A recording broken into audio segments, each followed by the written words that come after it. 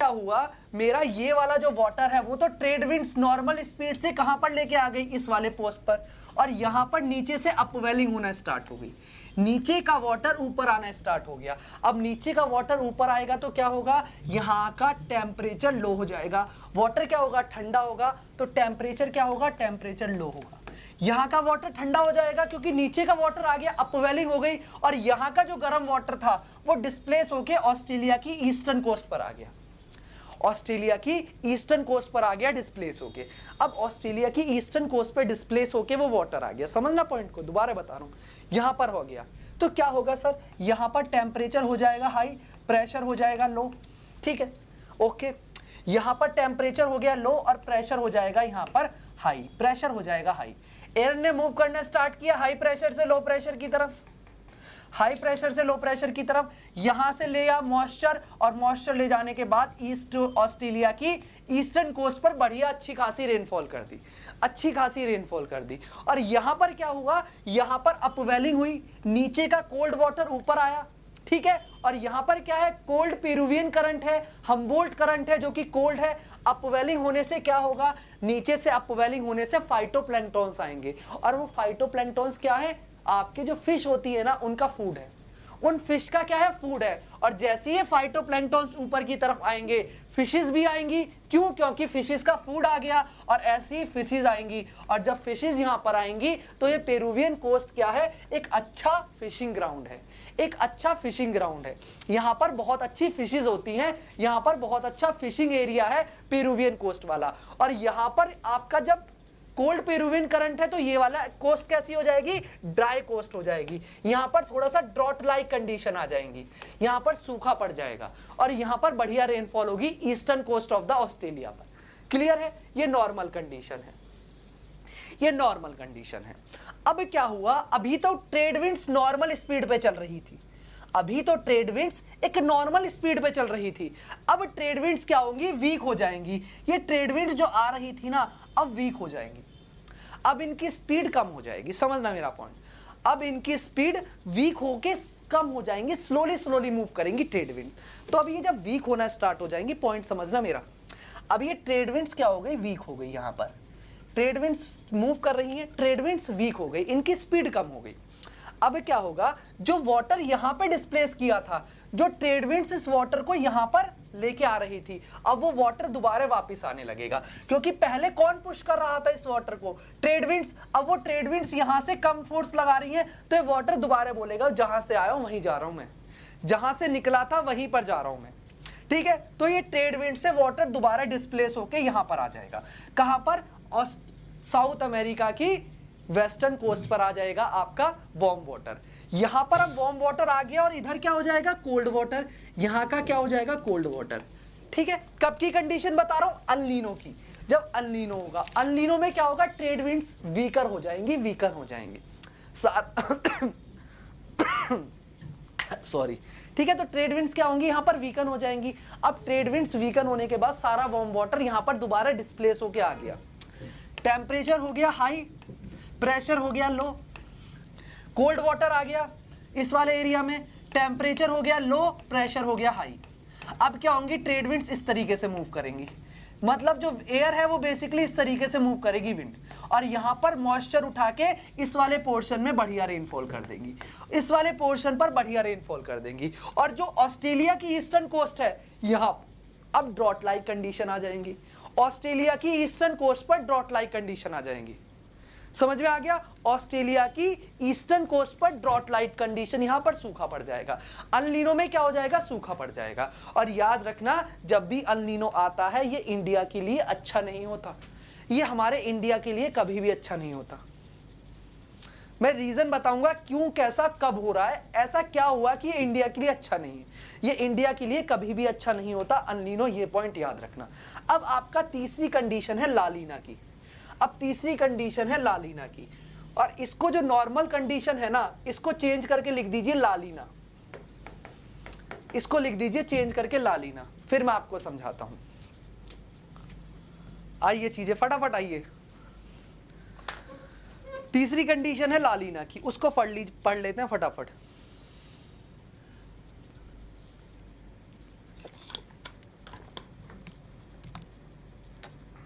ठीक है, अब बात करते हैं आपकी ला नीना की कंडीशन।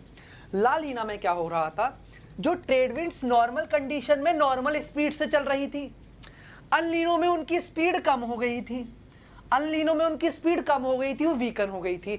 वहीं पर ला नीना में क्या होगा, इन ट्रेड विंड्स की स्पीड बहुत तेज हो जाएगी, ये ट्रेड विंड्स बहुत हाई स्पीड के साथ आपकी ट्रेवल करनी स्टार्ट हो जाएंगी। कहां पर सर, ला नीना में। ला नीना में इनकी स्पीड बहुत हाई हो जाएगी। अब क्या होगा, जो यहाँ का वाटर था वो बहुत ज्यादा लार्ज वाटर डिस्प्लेस हो जाएगा, तो ऑस्ट्रेलिया की जो ईस्टर्न कोस्ट है ना, यहाँ पर वार्म वाटर बहुत ज्यादा आ जाएगा और इसका टेम्परेचर बहुत ज्यादा हाई हो जाएगा और प्रेशर बहुत ज्यादा लो हो जाएगा।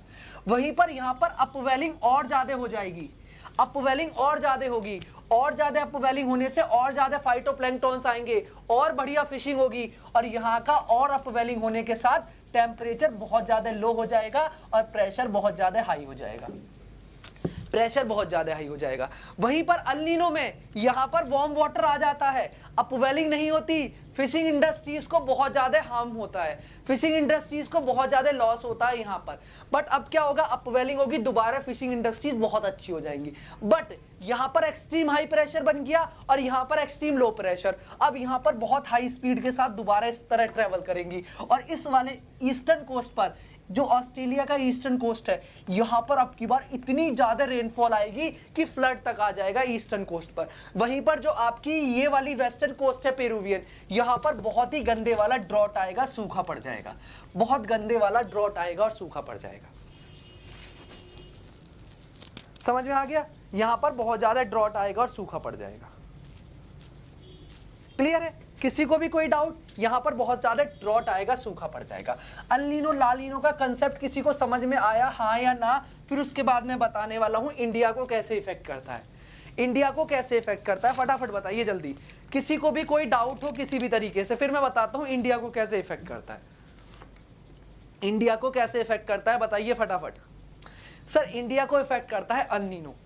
अल नीनो किस तरीके से इफेक्ट करता है इंडिया को, अगर मैं बात करूं, इंडिया को इस तरीके से इफेक्ट करता है। अभी आप दो इमेज को एक साथ विजुलाइज करना, दो इमेज को एक साथ विजुलाइज करना, इंडिया को कैसे आपका इफेक्ट करता है।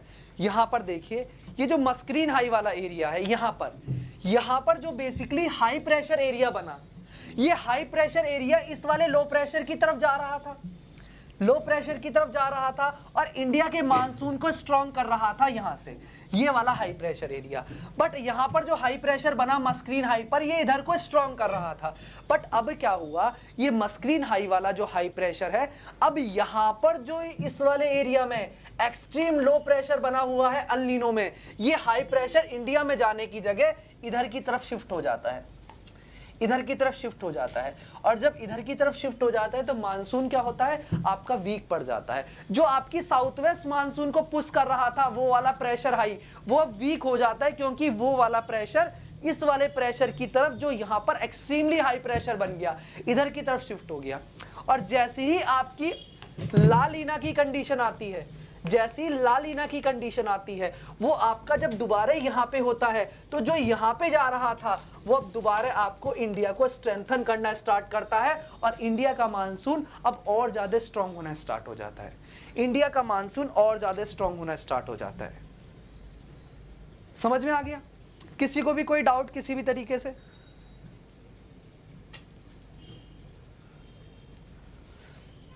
ठीक है, किसी को भी कोई डाउट किसी भी तरीके से अभी तक जो मैंने चीजें पढ़ाई? आगे बढ़े, ला नीना अल नीना समझ में आ गया। बस अब बात कर लेते हैं withdrawal of monsoon. Monsoon withdrawal कब करता है? मानसून इंडिया में विड्रॉल करना स्टार्ट करता है सितंबर से, और सितंबर से स्टार्ट करते हुए मिड ऑफ अक्टूबर नवंबर तक कंप्लीटली इंडिया से विड्रॉल कर लेता है। किस तरीके से? सर यहां पर इंडिया में पहले क्या था, टेम्परेचर लो था, बट सन क्या करना स्टार्ट कर दिया, जून के बाद सदर्न हेमिस्फीयर में जाना स्टार्ट कर दिया। अब यहां पर क्या होगा, विंटर सीजन स्टार्ट हो जाएगा, और नीचे की तरफ क्या होगा, सदर्न हेमिस्फीयर में, वहां पर सितंबर के बाद तो वो इक्वेटर को क्रॉस करके सदर्न हेमिस्फीयर में चला जाएगा। तो यहां पर क्या होगा, अब लो टेम्परेचर हो जाएगा, टेम्परेचर लो हो जाएगा, प्रेशर क्या हो जाएगा, हाई हो जाएगा। और नीचे वाले एरिया में जो सदर्न हेमिस्फीयर है वहां पर टेम्परेचर हाई हो जाएगा और प्रेशर लो हो जाएगा। और अब एयर क्या करेगी, इस हाई प्रेशर से लो प्रेशर की तरफ मूव करती हुई रिट्रीट करना स्टार्ट करेगी। क्या करना स्टार्ट करेगी, रिट्रीट करना स्टार्ट करेगी, वापिस जाना स्टार्ट करेगी। तो अब यहां से एयर आपकी रिट्रीट कर रही है, वापिस जा रही है, समझना मेरा पॉइंट। और आपको पता है कि तिब्बतन प्लेटू जो हीटअप हो गया था वो भी कूल डाउन हो गया, इसका भी टेम्परेचर अब क्या हो गया, लो हो गया, प्रेशर हाई हो गया, तो ये भी अब रिट्रीट करना स्टार्ट कर रही है नीचे सदर्न हेमिस्फीयर में। तो इंडिया में तो कोई यहां से लैंड पर तो कहीं से मॉइस्चर मिलेगा ही नहीं, क्योंकि कोई वाटर बॉडी नहीं है ऐसी मेन, तो यहां पर कोई भी रेनफॉल नहीं होगी। बट जब ये रिट्रीट कर रहा होगा इस तरीके से, तो यहां पर रिट्रीट करते हुए बे ऑफ बंगाल से मॉइस्चर उठा लेगा और जाते जाते विंटर में भी तमिलनाडु वाली कोस्ट पर रेनफॉल कर देगा, जो ईस्टर्न तमिलनाडु कोस्ट है, जो ईस्टर्न तमिलनाडु कोस्ट है वहां पर भी रेनफॉल कर देगा। ये आपका मानसून, याद रखना मेरा पॉइंट। कहां पर सर, ये आपका ये वाली जो कोस्ट है यहां पर भी रेनफॉल कर देगा तमिलनाडु में। समझ में आ गया? तो यहां पर भी रेनफॉल कर देगा। किसी को कोई भी डाउट?